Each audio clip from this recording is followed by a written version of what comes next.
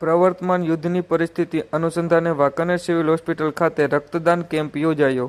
બાબતે પ્રાપ્ત માહિતી મુજબ પ્રવર્તમાન પાકિસ્તાન સાથે યુદ્ધની પરિસ્થિતિ અનુસંધાને સમગ્ર મોરબી જિલ્લામાં ઠેર ઠેર રક્તદાન કેમ્પનું આયોજન કરવામાં આવી રહ્યું. દરમિયાન આજરોજ શનિવારે વાંકાનેર સિવિલ હોસ્પિટલ ખાતે તંત્ર દ્વારા રક્તદાન કેમ્પનું આયોજન કરવામાં આવ્યું હોય, જેમાં સવારથી બપોર સુધી ચાલેલા આ રક્તદાન કેમ્પમાં સમગ્ર વાંકાનેર પંથકમાંથી બહોળી સંખ્યામાં રાષ્ટ્રપ્રેમી રક્તદાતાઓ ઉપસ્થિત રહી રક્તદાન કરી ધન્યતા અનુભવી હતી, જેમાં કુલ 122 બોટલ રક્ત એકત્રિત થયું હતું. ડૉક્ટર પ્રતિક આચાર્ય અહીં સરકારી હોસ્પિટલ વાંકાનેર ખાતે ઇન્ચાર્જ સુપ્રિન્ટેન્ડન્ટ તરીકે ફરજ બજાવું છું.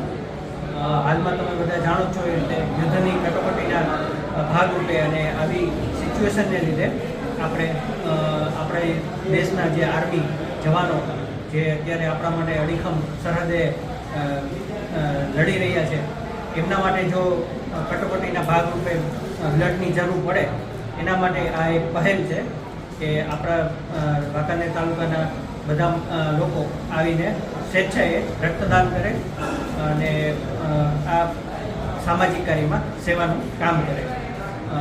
જોવાલાયક એ છે કે અત્યારે સવારે આપણે કેમ્પ ચાલુ કર્યા પછી અત્યારે લગભગ 60 બોટલનું કલેક્શન થઈ ગયેલું છે અને હજી પણ અમારી સેવા ચાલુ છે. જ્યાં સુધી સ્વેચ્છાએ રક્તદાતાઓ આવતા રહેશે ત્યાં સુધી આપણે બ્લડ કલેક્શનનો કેમ્પ ચાલુ રાખીશું. એક આપણા માટે ગર્વ લેવા જેવી વાત છે કે વાંકાનેરમાં અહીં એક 86 વર્ષના